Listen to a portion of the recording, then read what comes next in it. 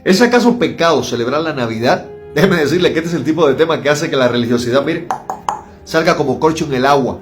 Pero yo estoy aquí para hablar conforme a los principios de la palabra de Dios. Es el principio de sola escritura. Y basados en la Biblia, la pregunta sería, ¿es acaso pecado que celebremos la Navidad? Mire, este tema, escúchalo con mucho detenimiento, porque cada año cuando llega diciembre y nos acercamos a la fecha del día 24 y 25, para muchos creyentes se activa una especie de automático en su mente, una especie de alarma mental que pone a unos cuantos en la incertidumbre de si deben o no en realidad celebrar la Navidad. Mientras se debaten entre algunos que dicen que sí, otros que dicen que no, vamos a hablar claro y con fundamento en las Escrituras. Lo cierto es que la Biblia no ordena específicamente que se celebre la Navidad, pero tampoco prohíbe que lo hagamos. Por lo tanto, celebrarlo o no es una decisión personal basada en la fe y la convicción de cada creyente, como nos enseña Romanos 14, 5 y 6, y lo cito: uno hace diferencia entre día y día, otro juzga iguales todos los días. Cada uno esté plenamente convencido en su propia mente. El que hace caso del día lo hace para el Señor, y el que no hace caso del día para el Señor no lo hace. Ahora, lo que sí es un mandato bíblico es conmemorar la obra redentora de Cristo a través de su sepultura, muerte y resurrección, como dice 1 Corintios 11, 24 al 26. Además, se nos ordena no juzgar a otros en cuanto a prácticas no esenciales, tal cual dice Romanos 14, 13, y cito: así que ya no nos juzguemos más los unos a los otros. Entonces, existen muchas celebraciones que tampoco están mencionadas en la Biblia, pero que seguimos festejando por razones culturales y tradicionales, especialmente aquellos que somos gentiles rescatados por la gracia de Dios, salvados por la fe en Jesucristo. Hay festividades, como es el caso de los cumpleaños o el Día del Padre, de la Madre, que no constituyen necesariamente pecado, ya sea que las celebremos o no, ya que no se contraponen, le repito, al carácter santo de Dios. Ahora, lo importante es que no la celebremos siguiendo las costumbres del mundo. Es decir, necesitamos evitar todos los excesos y mucho menos borracheras, contiendas o cualquier tipo de actitudes que realmente son contrarias al carácter santo de Dios y de la cual la palabra de Dios amonesta.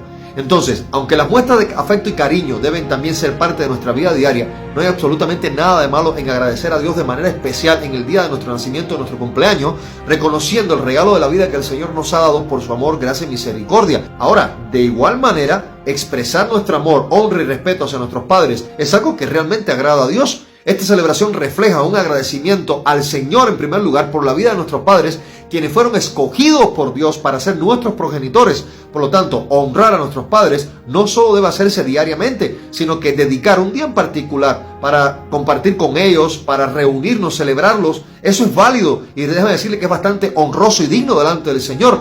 Entonces, esta práctica está alineada con el quinto mandamiento, como se menciona en Éxodo 20:12 y Deuteronomio capítulo 5. Además, Efesios 6, 2 al 3 nos recuerda que este es el primer mandamiento con promesa, para que te vaya bien y tengas una vida larga sobre la tierra.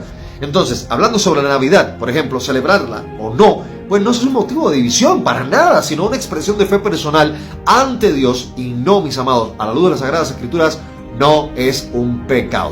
Ahora, vamos a ver esto desde otra óptica. Vamos a hablar de 10 razones o motivos que tendría un creyente en Cristo para celebrar la Navidad, ya sea en diciembre o independientemente de la fecha del año en que decida celebrarla.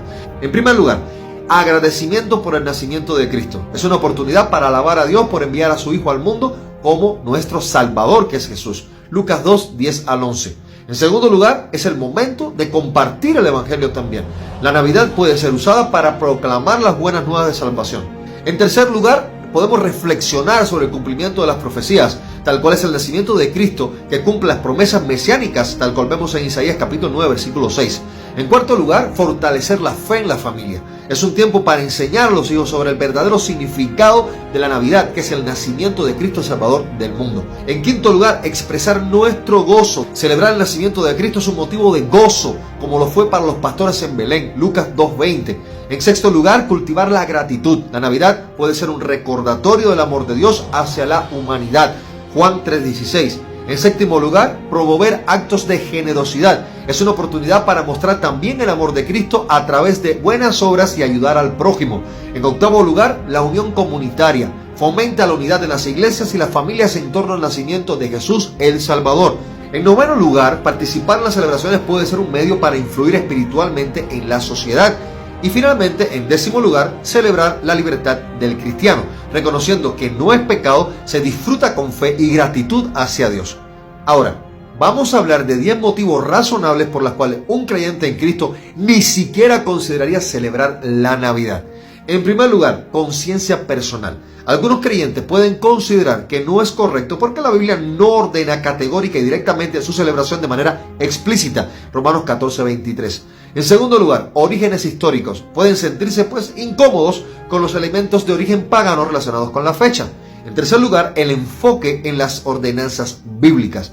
Prefieren centrarse en los mandatos claros de la Escritura. En cuarto lugar, evitar el materialismo. Rechazan cómo el mundo comercializa y distorsiona el significado de la celebración verdaderamente, que es Cristo Jesús, y se van en otra dirección.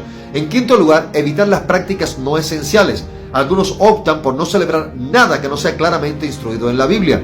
En sexto lugar, testimonio cultural. En ciertas culturas, celebrar la Navidad puede asociarse con tradiciones contrarias a la fe cristiana. En séptimo lugar, diferenciarse del mundo. Prefieren mantener una separación clara entre la iglesia y las prácticas culturales. En octavo lugar, temor a desviarse del enfoque. Pueden preocuparse porque la atención se desplace del mensaje del Evangelio en otra dirección. En noveno lugar, convicción teológica, pues creen que las celebraciones deben centrarse exclusivamente en las prácticas que Cristo o los apóstoles establecieron. Y en décimo lugar, el uso del tiempo y los recursos, pues deciden dedicar este tiempo a otros aspectos del ministerio cristiano o a la evangelización.